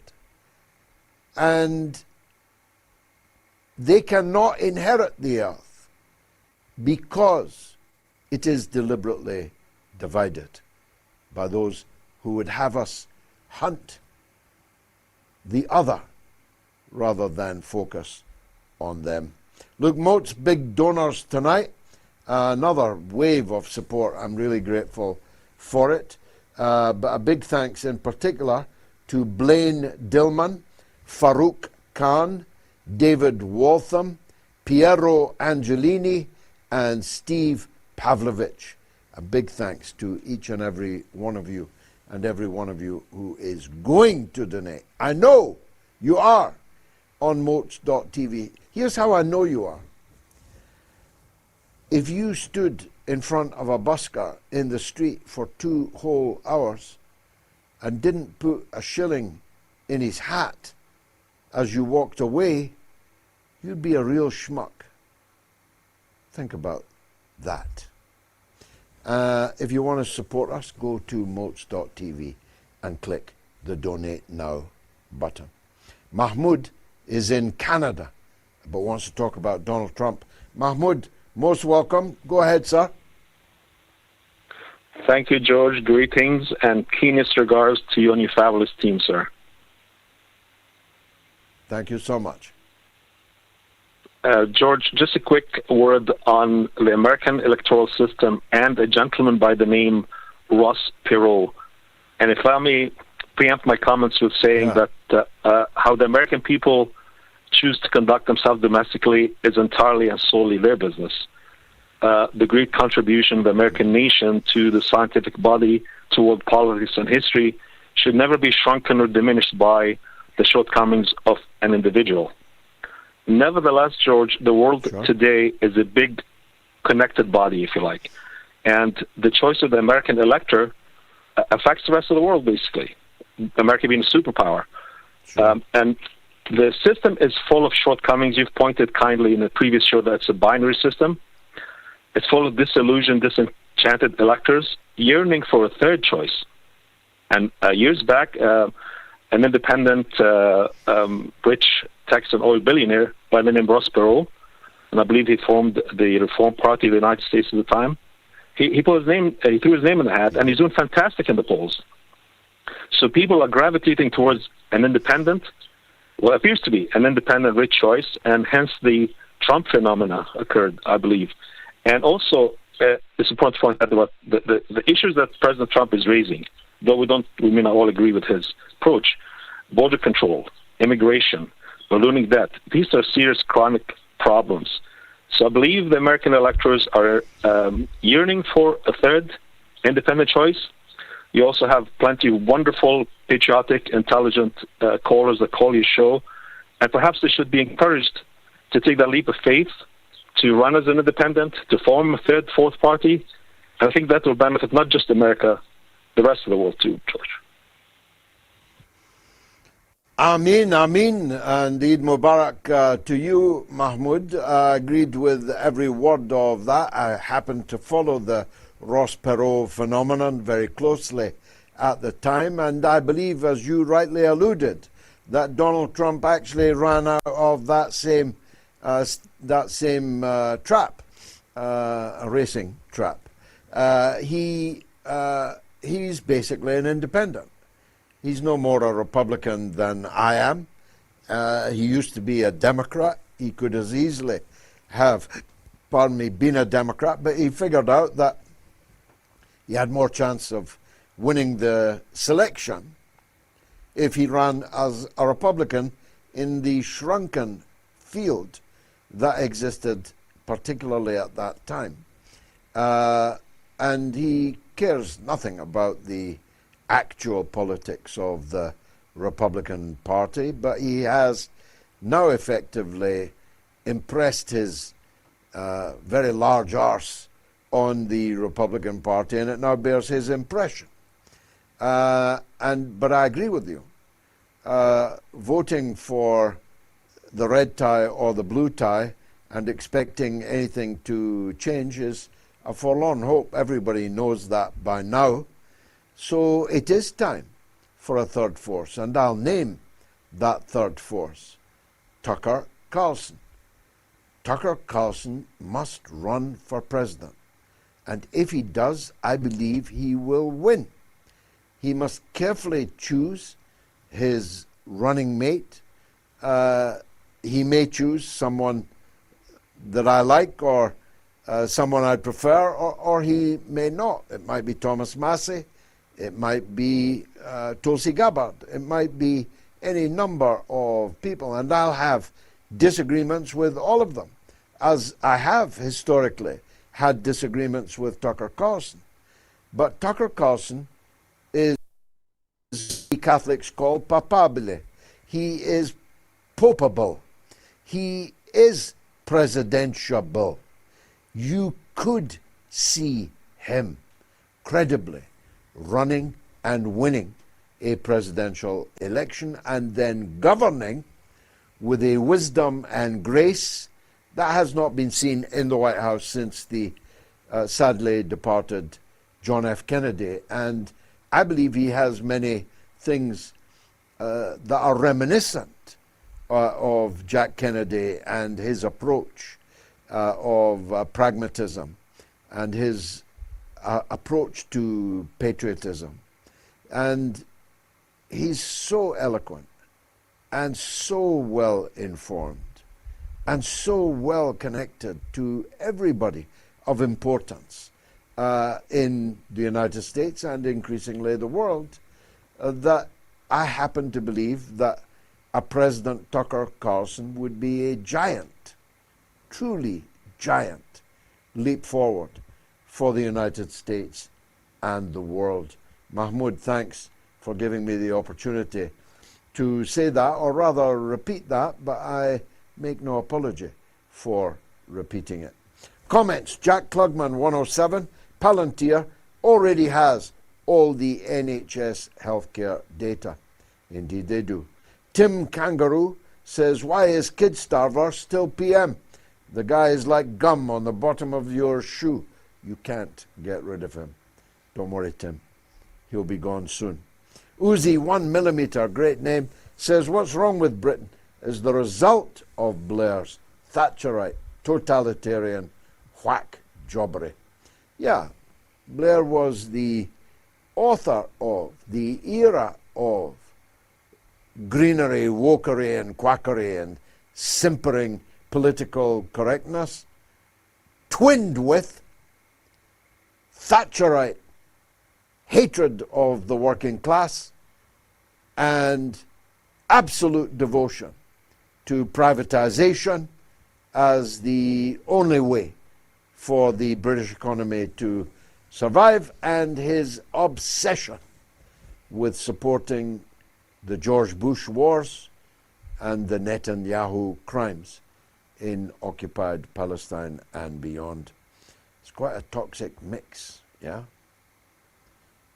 Bam Balai 7 says Britain is like a Monty Python movie. Sadly, you're right.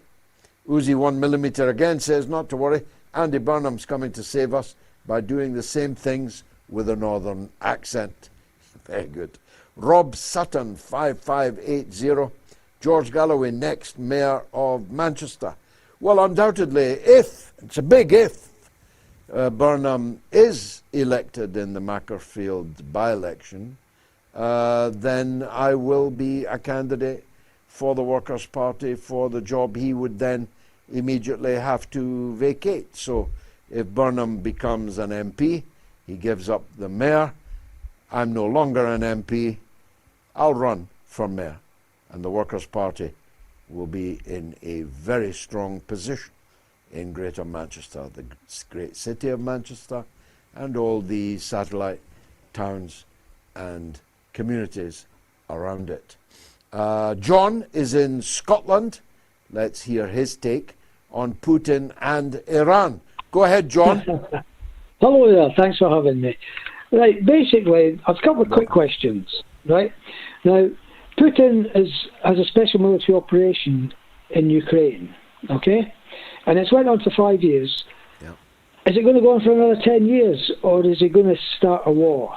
My point is, if the Americans went to war with Ukraine or Islamabad or anywhere else, they'd bomb it with 1 million aircraft in the first 2 weeks and then mop up with the troops. What's Putin doing wrong? Well, it's a very good question, and the hour is late. I can't do it fully justice, John, but we touched on it with Scott Ritter earlier. You see, the Russians believe the Ukrainians are them and that they are the Ukrainians. This is not a conflict between England and Ouagadougou. The Russians and the Ukrainians are the same people. First of all, fully 1/3 of Ukraine, are actually Russian. Secondly, Ukraine never existed as a nation state in its current form, but for the Russians. In fact, but for the communist Russians. Lenin drew the map of Ukraine, and Stalin added other people's territory, Polish territory, Romanian territory, Hungarian territory, and crucially, Russian territory to what is now known as Ukraine. So there's a civil war in this. And the Russians have not wanted to do, as you rightly say, what the Americans would do if they went to war with somebody. We don't need to look in the crystal ball to see what the Americans would do if they went into a conventional war with somebody. The Russians haven't wanted to do that because they believe that the Ukrainians are the same people as them, with the same religion and the same language, the same culture, the same food, everything the same, and a long history together. Catherine the Great used to sit on the throne in Kiev. Catherine the Great built the great Russian jewel of Odessa. The Russians and the Ukrainians are fighting such a difficult war precisely because Putin chose this form of special military operation as being the least damaging to the infrastructure, which Russia would have to then rebuild, or see the Ukrainians struggle to rebuild, and large-scale death and destruction amongst the civilian population.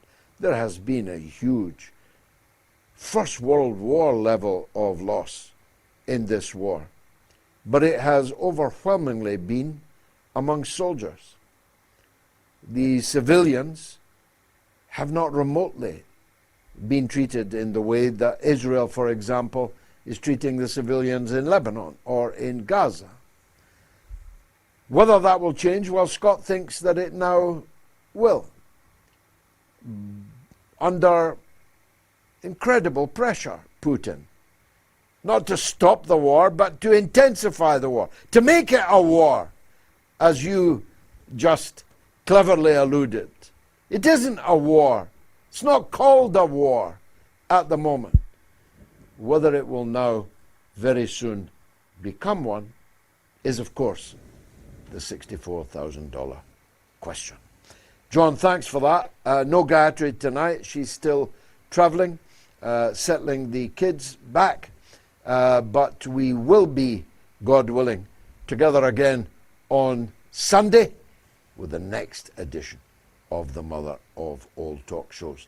A reminder that you can download the Moats podcast right now by scanning the QR code on your screen. You can also hear the weekly podcast at moats.tv, where you're going to go, I know, and leave a donation. This week, the podcast's in the top 10 for politics in Botswana. How about that? Egypt, Kenya, and Nigeria, and in the top 30 for politics in New Zealand, South Africa, Japan, and Argentina. Let me squeeze one last call in because it's about something I omitted so far to mention on this particular show. Richard in Durham has a question about the upcoming Donors Conference online, which I'm going to begin in the month of June. Richard, welcome, my friend.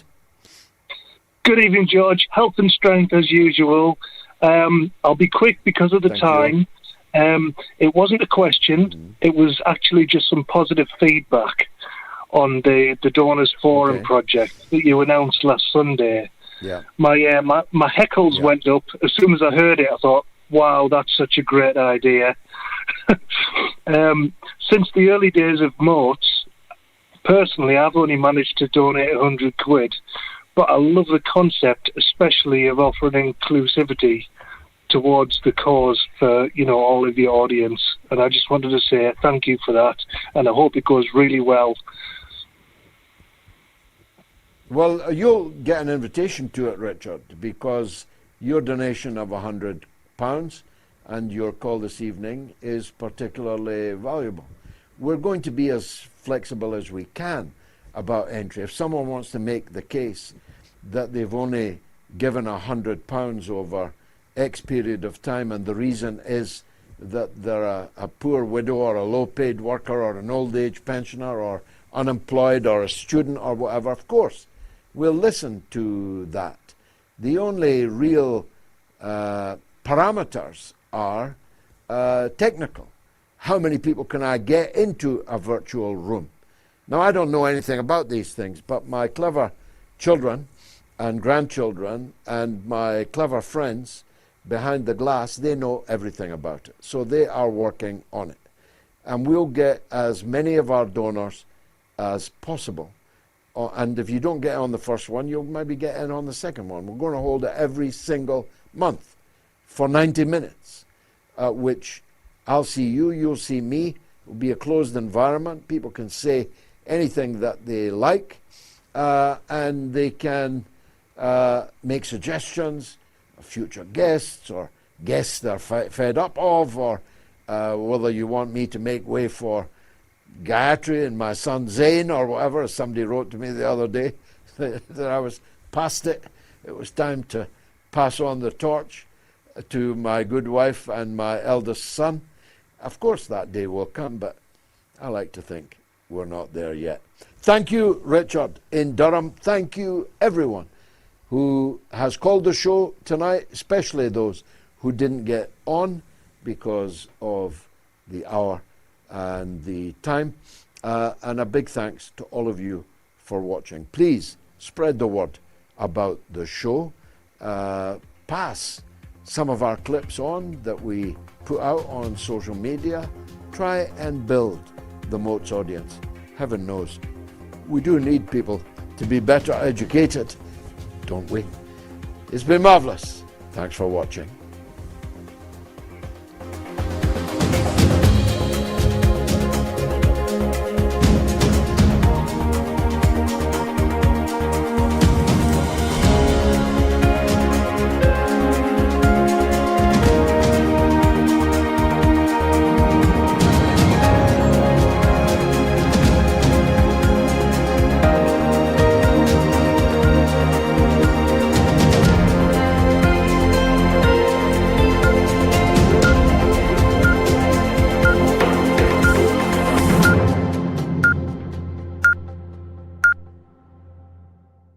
It's the mother of all talk shows. It's the mother of all talk shows. It's the mother of all talk shows. Go get 'em, George.